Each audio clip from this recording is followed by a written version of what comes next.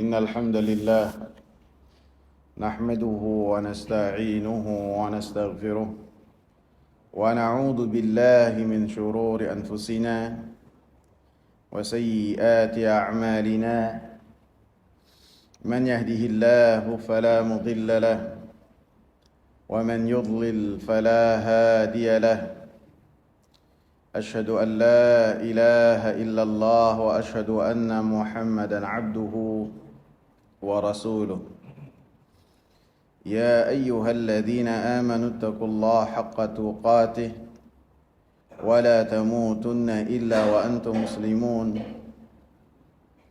يا أيها الناس اتقوا ربكم الذي خلقكم من نفس واحدة وخلق منها زوجها وبث منهما رجالا كثيرا ونساء واتقوا الله الذي تساءلون به والأرحام إن الله كان عليكم رقيبا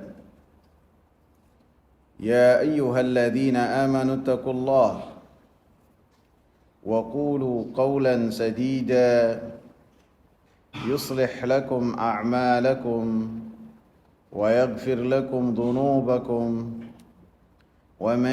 ومن يطع الله ورسوله فقد فاز فوزا عظيما رب اشرح لي صدري ويسر لي أمري واحلل عقدة من لساني يفقه قولي اللهم إنا نسألك علما نافعا ورزقا طيبا وعملا متقبلا. Hadirin jamaah sekalian yang saya hormati, kita masih membahas tentang surat Al-Kahfi, pelajaran-pelajaran ataupun tafsir singkat yang berkaitan dengan surat Al-Kahfi. Surat yang pernah kita bahas bahwasanya surat ini memiliki keistimewaan siapa yang menghafal 10 ayat dari surat Al-Kahfi, maka dia akan terlindungi dari fitnahnya Dajjal. Surat yang siapa yang membacanya di hari Jumat, maka dia akan mendapatkan cahaya dari Allah Subhanahu wa ta'ala. Surat yang sebab turunnya surat ini ketika orang-orang kafir saling tolong-menolong dalam upaya memadamkan cahaya dari Allah Subhanahu wa ta'ala. Orang-orang Quraisy mereka bertanya kepada orang-orang Yahudi yang ada di kota Madinah. Bertanya kepada mereka tentang seorang nabi yang berada di tengah-tengah mereka. Maka orang-orang Yahudi mengatakan kepada penduduk kota Madinah, apabila kalian ingin menguji apakah dia itu seorang nabi ataukah bukan, maka tanyalah kepadanya 3 perkara. Yang pertama yang berkaitan dengan ruh. Yang kedua yang berkaitan tentang pemuda-pemuda yang masuk ke dalam gua dan tidur dalam waktu yang lama. Dan perkara yang ketiga yang berkaitan dengan seorang raja yang raja tersebut akan mengitari bumi. Maka Rasulullah sallallahu alaihi wasallam mengatakan kepada orang-orang yang bertanya kepada beliau dari orang-orang musyrikin Quraisy, mewakili apa yang telah dibisikkan oleh orang-orang Yahudi kepada mereka dengan mengatakan, saya akan menjawabnya besok. Allah Subhanahu wa taala berkehendak untuk pada saat itu tidak ada jawaban setelah 15 hari. Tidak ada jawaban sama sekali. Sehingga orang-orang musyrikin mengolok-olok Nabi sallallahu alaihi wasallam. Orang-orang Yahudi pun mereka senang dan bangga dengan konspirasi mereka. Setelah 15 hari barulah turun surat Al-Kahfi yang menjawab di dalamnya apa yang mereka tanyakan. Di antaranya Allah Subhanahu wa taala mengatakan wala taqulanna li syai'in inni fa'ilun dzalika ghada illa an yasha Allah. Ayat yang ke-23. Dan janganlah kamu wahai Nabi Muhammad sallallahu alaihi wasallam mengatakan terhadap sesuatu, aku pasti akan melakukannya besok pagi. Esok saya akan menjawabnya, esok saya akan lakukan. Jangan kau katakan hal tersebut. Kecuali dengan mengatakan insya Allah. Nabi sallallahu alaihi wasallam mendapatkan teguran dari Allah Subhanahu wa taala. Sehingga setelahnya Allah Subhanahu wa taala turunkan surat Al-Kahfi yang di dalamnya ada dua jawaban yang berkaitan dengan pemuda-pemuda yang menyelamatkan akidah mereka dan yang berkaitan dengan seorang raja yang mengitari bumi yang ilmu tersebut, perkara tersebut tidaklah diketahui oleh orang-orang Arab. Orang-orang Arab tidaklah mengetahui tentang kisah Ashabul Kahfi. Yang mengetahuinya hanya orang-orang Yahudi. Yang mengetahuinya hanya orang-orang Nasara. Adapun orang Arab tentang kisah ini mereka tidak mengetahuinya sama sekali. Sehingga ketika Nabi sallallahu alaihi wasallam menjelaskan tentang Ashabul Kahfi, tentang Dzulqarnain raja yang mengitari bumi, tentang Nabi Khadir dan Musa alaihi salam, tentang orang yang memiliki kebun yang mewah yang kemudian setelahnya binasa. Tentang kisah-kisah ini tidaklah orang Arab mengetahui tentang kisah-kisah ini. Hanya orang-orang yang memiliki kitab sebelumnya mereka mengetahuinya. Sehingga ketika Nabi sallallahu alaihi wasallam menjelaskan secara gamblang tanpa keraguan-raguan sedikit pun dan serupa dengan apa yang mereka miliki dan apa yang mereka yakini menunjukkan bahwasanya Nabi Muhammad sallallahu alaihi wasallam diutus oleh Allah Subhanahu wa taala. Kalau mau dikatakan Nabi jiplak, Nabi nyontek, Nabi baca, maka kemungkinannya kecil sekali. Karena apa?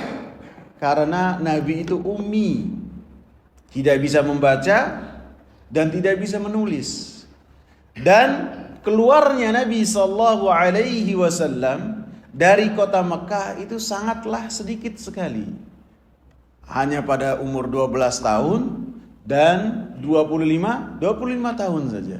Setelahnya Nabi sallallahu alaihi wasallam hanya bermuamalah dengan orang-orang Mekah dan bermuamalah dengan orang-orang yang menunaikan ibadah haji. Kita masuk ke dalam ayat yang pertama dan kedua. Allah Subhanahu wa taala katakan, Bismillahirrahmanirrahim. Alhamdulillahilladzi anzala ala 'abdihil kitaba wa lam yaj'al lahu 'iwaja. Qayyiman liyunzira ba'san shadidan min ladunhu wa yubashshiral mu'minina alladhina ya'maluna as-salihati anna lahum ajran hasana. Ayat yang pertama, Allah Subhanahu wa taala mengucapkan alhamdulillah alladzi anzala ala 'abdihi alkitab. Segala puji milik Allah Subhanahu wa ta'ala, artinya Allah Subhanahu wa ta'ala memuji zatnya dengan pujian yang menyebutkan sifat-sifat Allah Subhanahu wa ta'ala, yang sifat-sifat Allah Subhanahu wa ta'ala semuanya adalah sempurna, semuanya adalah tinggi, semuanya adalah indah. Dan di antara yang Allah Subhanahu wa ta'ala sebutkan yang berkaitan dengan pujian tersebut adalah karunia-karunia yang Allah Subhanahu wa ta'ala berikan, baik karunia agama dan karunia dunia. Dan karunia yang paling besar yang Allah Subhanahu wa ta'ala sebutkan dalam ayat ini adalah Allah Subhanahu wa ta'ala menurunkan Al-Quranul Karim. Sehingga diturunkannya Al-Quranul Karim dan diutusnya Nabi Muhammad sallallahu alaihi wasallam kepada orang-orang Arab, kepada alam semesta, sehingga sampai kepada kita adalah satu karunia dari Allah Subhanahu wa ta'ala untuk alam raya ini. Karena diutusnya Nabi sallallahu alaihi wasallam adalah rahmat. Dan Allah Subhanahu wa ta'ala sebutkan hal ini, laqad mannallahu alaihim idz ba'atsa fihim rasulan minhum. Sungguh Allah Subhanahu wa ta'ala telah mengutus di tengah-tengah mereka seorang rasul. Dan ini adalah karunia dari Allah Subhanahu wa ta'ala kepada seluruh manusia. Dengannya mereka mengenal Allah Subhanahu wa ta'ala. Dengannya mereka mengetahui untuk apa mereka diciptakan oleh Allah Subhanahu wa ta'ala. Dengannya mereka mengetahui apa yang Allah Subhanahu wa ta'ala suka dan apa yang Allah Subhanahu wa ta'ala tidak suka. Apa yang Allah ridha dan apa yang Allah murka. Diketahui hanya melalui jalan wahyu dari Allah Subhanahu wa ta'ala. Tidak mungkin seseorang menerka dan mereka apa sih yang Allah Subhanahu wa ta'ala suka, apa sih yang Allah Subhanahu wa ta'ala cinta. Dan ini juga tidak mungkin dengan kita mengatakan, ketika mengatakan Allah memerintahkan demikian, Allah melarang demikian, kemudian dalilnya bahwasanya kita dapati nenek moyang kita, bapak-bapak kita melakukan hal tersebut. Maka ini bukan hujah.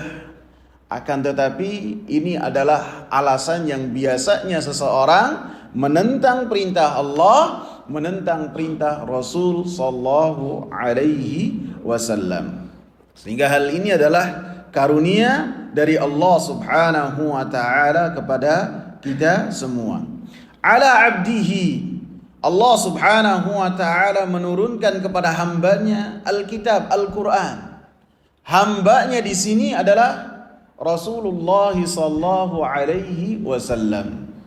Karena kedudukan yang paling tinggi untuk Nabi Muhammad sallallahu alaihi wasallam adalah bahwasanya beliau adalah memiliki penghambaan yang luar biasa kepada Allah Subhanahu wa ta'ala. Beribadahnya dengan ibadah yang luar biasa, dan beliau adalah manusia yang tidak memiliki peranan sedikit pun yang berkaitan dengan alam semesta ini, yang berkaitan dengan rububiyah, yang berkaitan dengan keselamatan dirinya ataupun orang lain. Maka Rasul Nabi Muhammad sallallahu alaihi wasallam tidak memiliki hak sedikit pun yang berkaitan dengan hal-hal yang demikian. Beliau adalah hamba Allah Subhanahu wa ta'ala. Beliau adalah orang yang paling mengenal Allah Subhanahu wa ta'ala dengan sebenar-benar pengenalan. Beliau adalah orang yang paling takut kepada Allah Subhanahu wa ta'ala. Sehingga beliau adalah hamba Allah Subhanahu wa ta'ala yang beribadah kepada Allah Subhanahu wa ta'ala dengan ibadah yang luar biasa, sehingga Nabi Muhammad sallallahu alaihi wasallam tidak memiliki bagian sedikit pun dari ibadah-ibadah yang dilakukan oleh umatnya. Setiap umatnya ketika beribadah, ibadahnya langsung kepada Allah Subhanahu wa taala. Tidak melalui jalan siapapun, termasuk jalan dari Nabi Muhammad, tidak, akan tapi langsung kepada Allah Subhanahu wa taala. Adapun tata cara bagaimana seseorang beribadah kepada Allah Subhanahu wa taala, maka penjelasannya ada dari Nabi Muhammad sallallahu alaihi wasallam. Sehingga dalam surat Al-Kahfi ini, ayat yang pertama yang berkaitan tentang bahwasanya Nabi Muhammad sallallahu alaihi wasallam hamba Allah. Tidak boleh ada yang hulu kepada Nabi Muhammad sallallahu alaihi wasallam. Tidak boleh ada yang memalingkan ibadah kepada Nabi Muhammad sallallahu alaihi wasallam. Ketika beribadah, ibadahnya kepada Allah Subhanahu wa taala. Dan di ayat yang terakhir, Allah Subhanahu wa taala ingatkan juga bahwasanya Nabi Muhammad sallallahu alaihi wasallam adalah manusia seperti kalian. Qul innama ana basyarum mithlukum yuha ilayya annama ilahukum ilahu wahid. Katakanlah, sesungguhnya saya ini, katakanlah wahai Nabi Muhammad, sesungguhnya saya ini manusia seperti kalian. Manusia. Artinya ketika beliau mengabarkan perkara-perkara yang perkara-perkara tersebut tidak diketahui oleh orang-orang Arab pada saat itu, dan Nabi Muhammad sallallahu alaihi wasallam mengetahuinya dan mengabarkannya kepada para manusia, baik itu orang-orang musyrikin Quraisy ataupun orang-orang Yahudi, Nabi Muhammad sallallahu alaihi wasallam tidak mengetahui perkara yang gaib. Akan tapi beliau adalah manusia seperti kalian. Apa yang beliau kabarkan, apa yang beliau katakan yang berkaitan dengan kisah-kisah yang telah lampau yang kalian tidak ketahui, yuha ilayya, termasuk perkara-perkara yang Allah Subhanahu wa taala wahyukan kepada beliau. Jadi di ayat yang pertama ditegaskan yang berkaitan bahwasanya Nabi Muhammad sallallahu alaihi wasallam hamba Allah, sehingga kita tidak boleh hulu kepada Nabi sallallahu alaihi wasallam. Tidak boleh seseorang bersumpah dengan nama Nabi sallallahu alaihi wasallam. Tidak boleh ketika beribadah, ibadahnya ia palingkan kepada Rasulullah sallallahu alaihi wasallam. Semua ibadah ia tujukan kepada Allah Subhanahu wa taala. Dan di ayat terakhir juga ditegaskan hal yang sama. Dan kedudukan Nabi Muhammad sallallahu alaihi wasallam yang beliau pilih di hadapan Allah Subhanahu wa taala adalah sebagai hamba Allah. Ketika dipilihkan untuk Nabi Muhammad sallallahu alaihi wasallam, apakah beliau itu menjadi seorang hamba ataukah seorang raja? Maka Nabi sallallahu alaihi wasallam menoleh kepada malaikat Jibril. Maka malaikat Jibril alaihi salam mengatakan kepada Nabi, tawadha, rendahkanlah hatimu kepada Allah. Maka beliau memilih menjadi seorang hamba. Dan tidaklah dalam Al-Quran penyebutan Nabi Muhammad sallallahu alaihi wasallam sebagai hamba Allah kecuali dalam perkara-perkara yang besar. Seperti dalam surat Al-Kahfi ini yang berkaitan dengan karunia yang sangat besar berupa diturunkannya Al-Quran dan diutusnya Nabi sallallahu alaihi wasallam sebagai seorang rasul, dan itu adalah karunia yang paling besar, Allah Subhanahu wa taala sebut sebagai hambanya. Dalam surat yang sebelumnya, surat Al-Isra, Allah Subhanahu wa taala sebut Nabi Muhammad sallallahu alaihi wasallam dalam ayat yang pertama juga, dan beliau menyebutkannya sebagai hamba pula. Maaf, Allah Subhanahu wa taala menyebut Nabi Muhammad sallallahu alaihi wasallam sebagai hamba pula. Subhanalladzi asra bi'abdihi laylan minal masjidil harami ilal masjidil aqsa alladzi barakna hawlahu linuriyahu min ayatina innahu huwas sami'ul basir. Maha suci Allah subhanahu wa ta'ala yang telah memperjalankan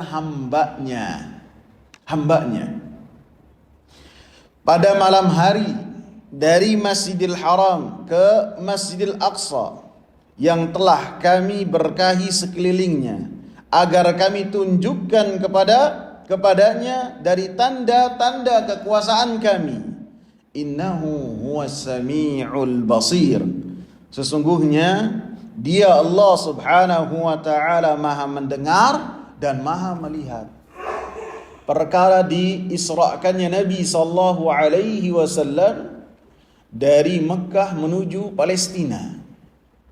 Semalam bolak-balik, dan kemudian dimi'rajkan oleh Allah subhanahu wa ta'ala sampai bertemu dengan Allah subhanahu wa ta'ala langsung, bertemu dengan para nabi, bertemu dengan para rasul, dan Nabi sallallahu alaihi wasallam menjadi imam untuk para nabi dan para rasul, bahkan bertemu dengan Nabi Ibrahim, bertemu dengan Nabi Musa, Nabi Isa, Nabi Zakaria di setiap langit, dan kemudian bertemu dengan Allah subhanahu wa ta'ala, berbicara dengan Allah walaupun Nabi Muhammad sallallahu alaihi wasallam tidak melihat langsung kepada Allah subhanahu wa ta'ala.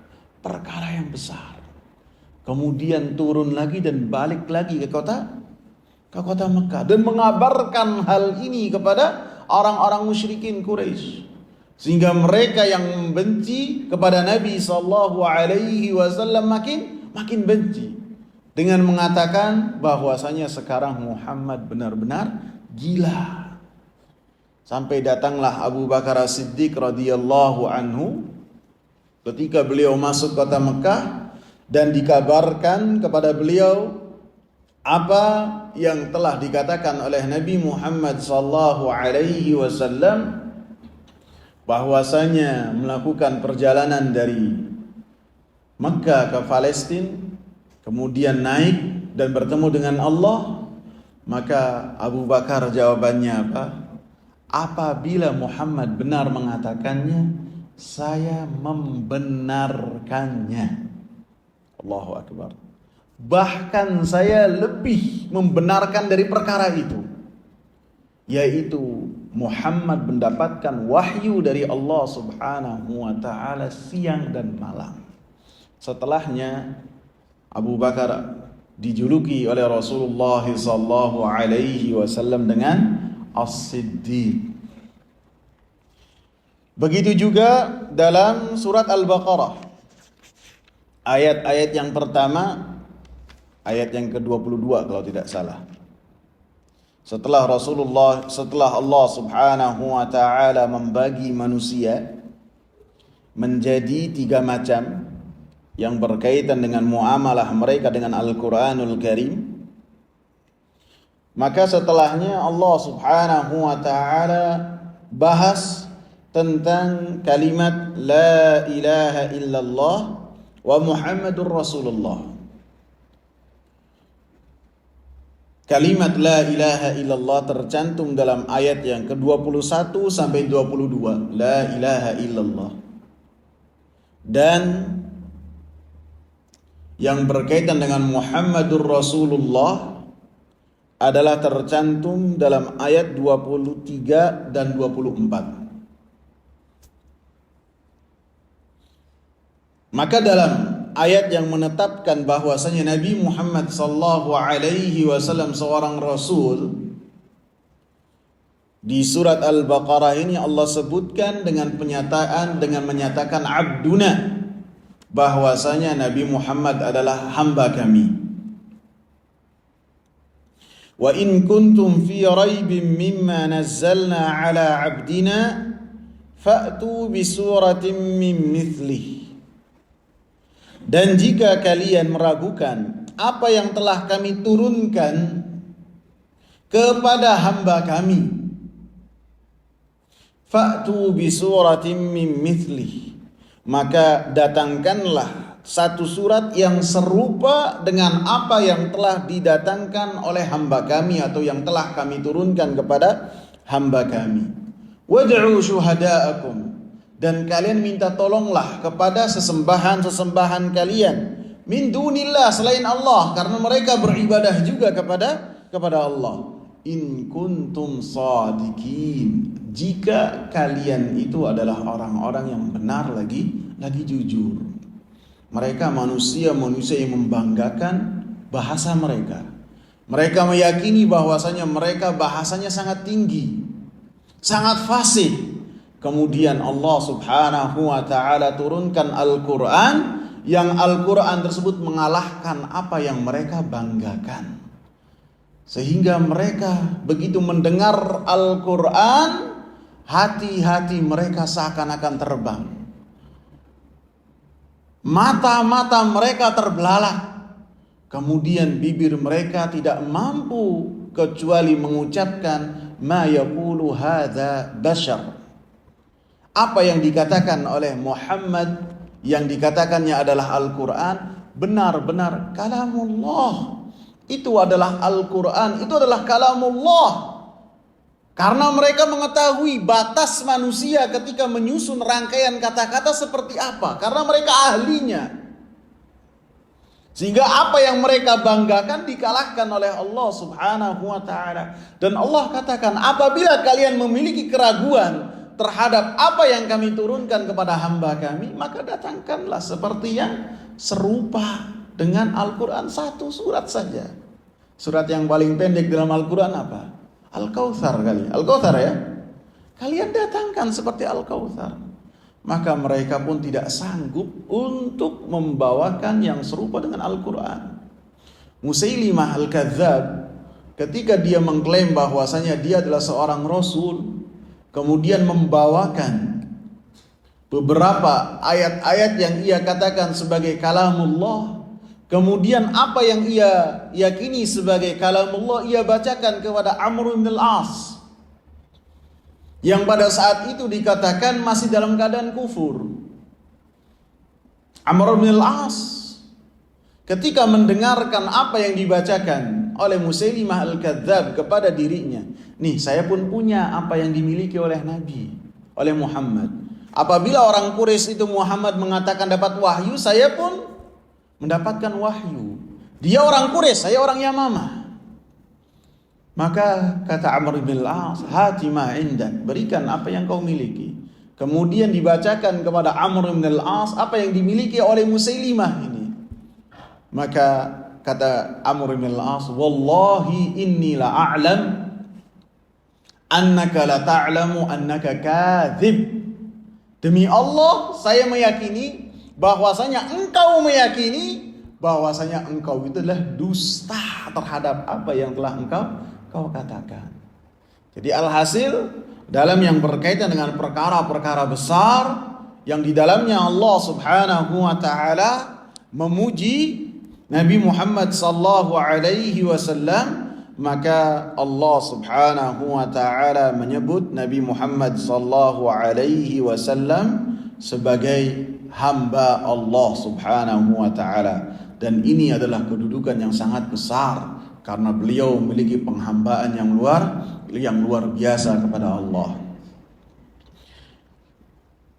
Walam yaj'al lahu iwaja, dan apa yang telah Allah Subhanahu wa taala turunkan kepada Nabi Muhammad sallallahu alaihi wasallam berupa Al-Qur'an, maka tidak ada sedikit pun sesuatu yang bengkok di dalamnya. Akan tetapi di dalamnya adalah perkara-perkara yang lurus. Tidak bengkok di sini artinya di dalam Al-Quranul Karim tidak ada kontradiksi. Di dalam Al-Quranul Karim tidak ada perbedaan. Di setiap lafaz-lafaznya, di setiap makna-maknanya, di setiap kabar-kabarnya, di setiap hukum-hukumnya, maka Al-Quranul Karim adalah sesuatu yang lurus, tidak bengkok.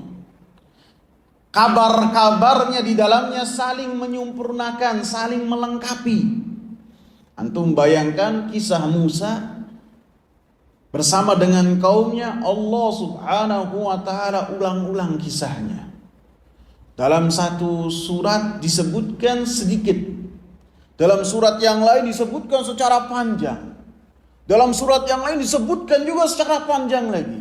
Dan kisah-kisah yang Allah Subhanahu wa ta'ala sebutkan tentang Nabi Musa bersama dengan kaumnya ataupun bersama dengan Fir'aun dan bala tentaranya, ketika disebutkan satu bagian dalam bagian surat-surat yang lainnya, semuanya saling menyempurnakan, tidak ada kontradiksi di dalamnya. Sehingga apabila dikumpulkan menjadi satu kesatuan yang sempurna, sehingga seseorang memahami tentang kisah Nabi Musa alaihi salam. Dalam kisah-kisahnya benar, tidak ada kontradiksi. Allah Subhanahu wa ta'ala katakan, afala yatadabbaruna al-Quran walau kana min 'indi ghairillahi lawajadu fihi ikhtilafan katsira. Apakah mereka itu tidak mau mempelajari Al-Quran? Perintah dari Allah, artinya pelajarilah Al-Quran, tadabburilah Al-Quran, pahamilah Al-Quran. Sehingga dalam surat yang banyak, ayat yang lebih dari 6.000, maka ia mendapati di dalam ayat-ayat yang banyak dan surat-surat yang banyak, tidak ada perbedaan di dalamnya. Tidak ada kontradiksi di dalamnya, akan tapi setiap kabar membenarkan kabar yang lain. Setiap hukum tidak tumpang tindih, akan tapi saling menjelaskan. Dan di dalamnya ada kesempurnaan. Ini adalah iwaja, lam yaj'allahu iwaja. Tidak ada kebengkokan di dalamnya. Baik makna ataupun lafadnya.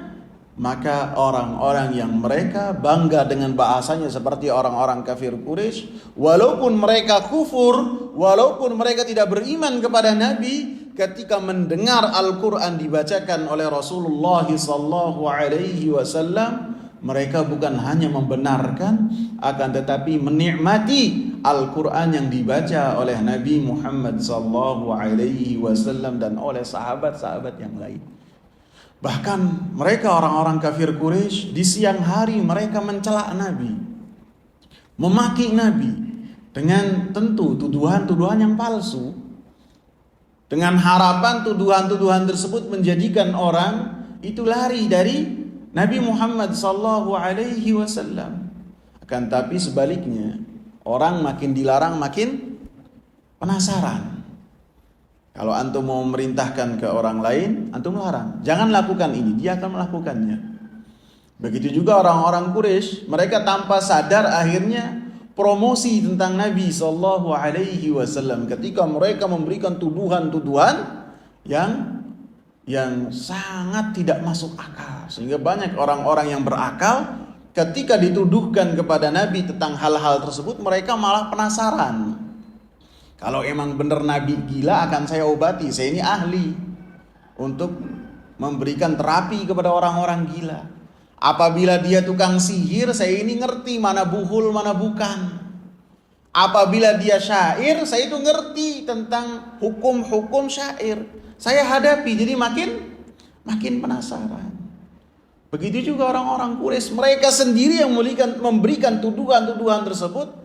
Di siang hari mencaci mencela, di malam hari ketika Nabi sallallahu alaihi wasallam berkhalwat dengan Allah Subhanahu wa taala melaksanakan qiyamul lail dengan membaca Al-Qur'an dengan suara yang lantang, maka mereka mengendap-endap untuk mendengarkan bacaannya Nabi sallallahu alaihi wasallam. Karena mereka yakin ini bukan dari perkataannya Nabi Muhammad sallallahu alaihi wasallam. Al-Walid bin Al-Mughirah, pembesar dari orang-orang Quraisy. Walid ini bapaknya Khalid bin Al-Walid. Orang yang pembesar, diakui kedudukannya oleh orang-orang Quraisy. Dia begitu di malam hari mengendap-endap mendengarkan apa yang dibacakan oleh Nabi sallallahu alaihi wasallam.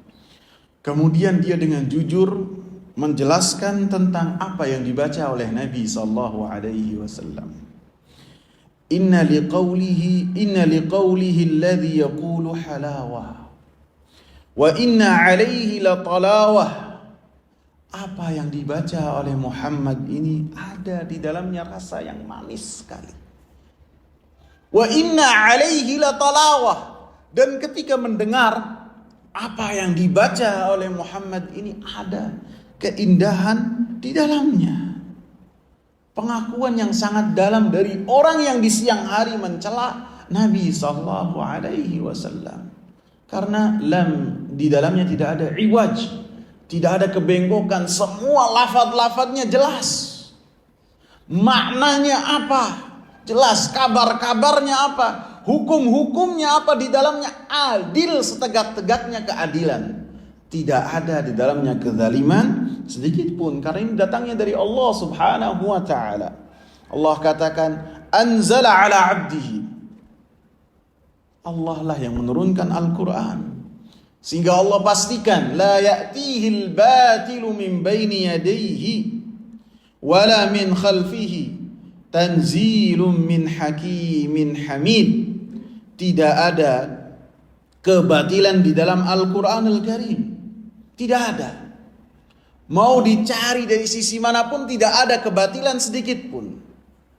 Tanzilun min hakimin hamid. Karena Al-Quran diturunkan oleh Allah Subhanahu wa ta'ala yang maha hakim, maha bijaksana, yang hukum-hukumnya adalah di dalamnya adil, hamid, dan Allah Subhanahu wa ta'ala maha terpuji. Kemudian di ayat yang kedua, qayyima. Qayyima di sini diartikan apa? Sebagai bimbingan yang lurus. Sebelumnya harus dipahami bahwasanya di ayat yang pertama menuju ayat yang kedua ada tanda sin.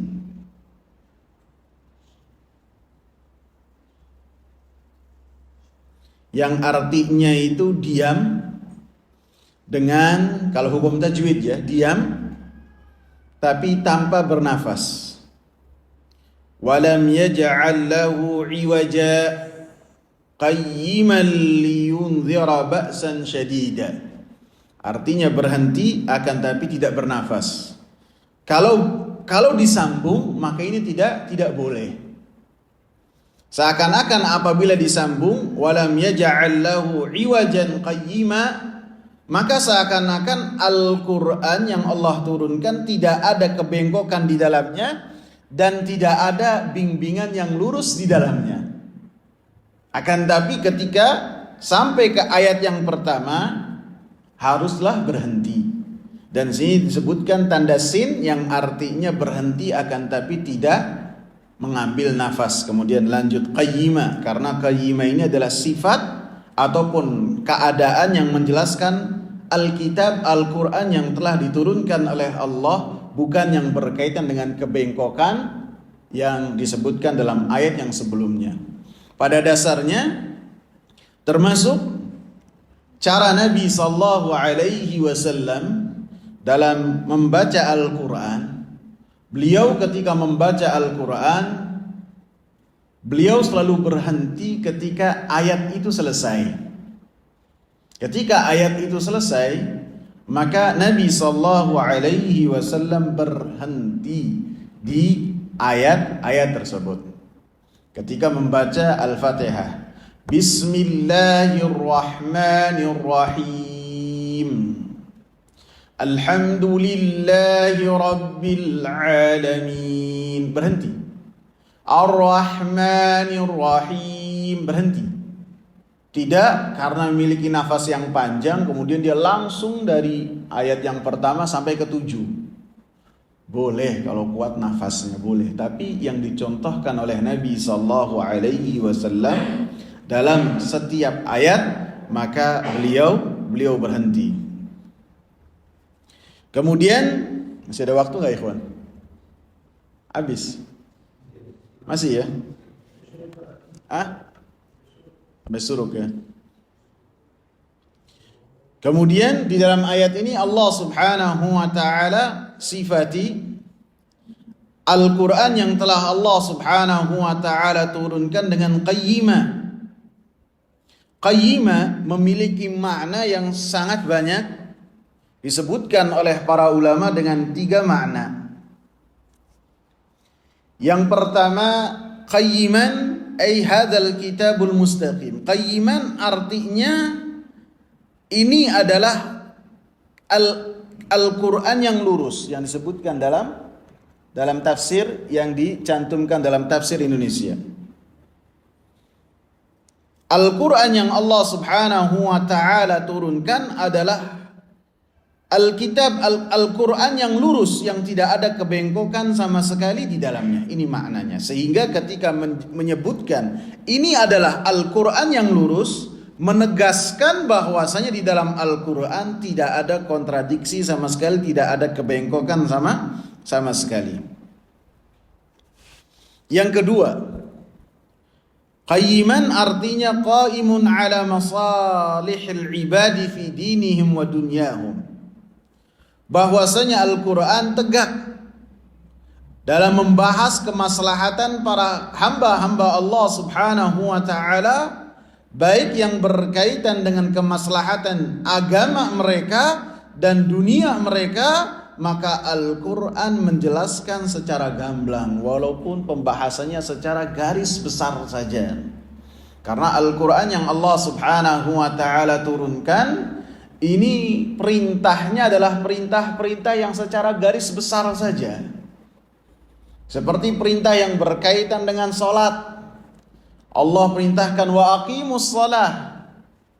Yang berkaitan dengan zakat, wa atuz zakah. Yang berkaitan dengan puasa, kutiba alaikumus siyam. Yang berkaitan dengan haji, walillahi 'alan nasi hajjul baiti man istata'a ilaihi sabila. Adapun penjelasan secara gamblang yang berkaitan dengan pengamalan tersebut, maka tercantum dalam firman Allah Subhanahu wa taala, wa ati'ur rasul, taatlah kalian kepada Rasul. Sehingga bagaimana cara sholat, bagaimana cara mengeluarkan zakat, bagaimana cara berpuasa, bagaimana cara menunaikan ibadah haji, maka menuju kepada hadis-hadis dari Rasulullah sallallahu alaihi wasallam. Maka Rasulullah dengan pengamalannya, dengan perkataannya menjelaskan apa yang ada pada Al-Quranul Karim. Kecuali perkara-perkara yang sedikit yang Al-Quran itu menjelaskannya secara detail. Seperti pembahasan yang berkaitan dengan harta waris. Allah Subhanahu wa ta'ala jelaskan secara detail bagaimana pembagiannya dalam tiga ayat. Ayat 11, 12 dan ayat yang terakhir. Begitu juga yang berkaitan dengan seorang masuk rumah, dijelaskan bagaimana cara masuk rumah orang, disebutkan dalam Al-Quran. Kemudian bagaimana seorang masuk majelis, disebutkan dalam Al-Quran dalam surat Al-Mujadalah ayat 11 kalau tidak salah. Dijelaskan secara detail. Akan tapi pada dasarnya secara garis besar saja oleh Al-Quran dijelaskan. Adapun perinciannya yang panjang dan lebar akan dijelaskan oleh hadis-hadis Nabi sallallahu alaihi wasallam. Perkataan yang ketiga, pendapat yang ketiga yang berkaitan dengan qayyimah, bahwasanya Al-Quran, Al-Kitab adalah muhaimin ala sairil kutubil ilahiyah. Bahwasanya Al-Quran adalah penentu untuk membenarkan kitab-kitab yang telah Allah Subhanahu wa ta'ala turunkan. Bahkan makna qayyim muhaimin adalah menghapus hukum-hukum yang telah berlaku di dalam Taurat, Injil dan kitab-kitab yang Allah Subhanahu wa ta'ala turunkan sebelumnya. Sehingga apabila seseorang sekarang berhukum dengan hukum Injil, maka ini tidak berlaku setelah diutusnya Nabi Muhammad sallallahu alaihi wasallam yang apabila dia lakukan berhukum kepada Injil, berhukum kepada Taurat dalam rangka beriman kepada Allah, maka ini tidak boleh untuk dilakukan. Akan tapi yang dilakukan seorang membenarkan secara global saja. Adapun pengamalannya bagaimana? Harus kepada Al-Qur'anul Karim. Sehingga Umar bin Khattab radhiyallahu anhu suatu ketika beliau membaca secarik kertas yang di dalamnya ada tulisan dari Taurat. Bisa jadi di dalam Taurat yang beliau baca itu ada pembenaran terhadap apa-apa yang ada pada diri Nabi Muhammad sallallahu alaihi wasallam, dan dengan gembiranya dia datang kepada Rasulullah sallallahu alaihi wasallam. Rasulullah marah, Rasulullah murka. Rasulullah kalau marah kelihatan, kalau senang kelihatan, kalau sedih kelihatan.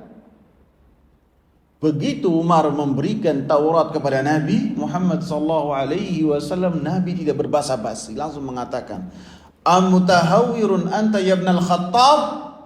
Engkau sudah mulai ngawur wahai Ibnul Khattab. Kau sudah mulai ngaco wahai Ibnul Khattab. "Lau kana Musa hayyan ma wasi'ahu illa tiba'i."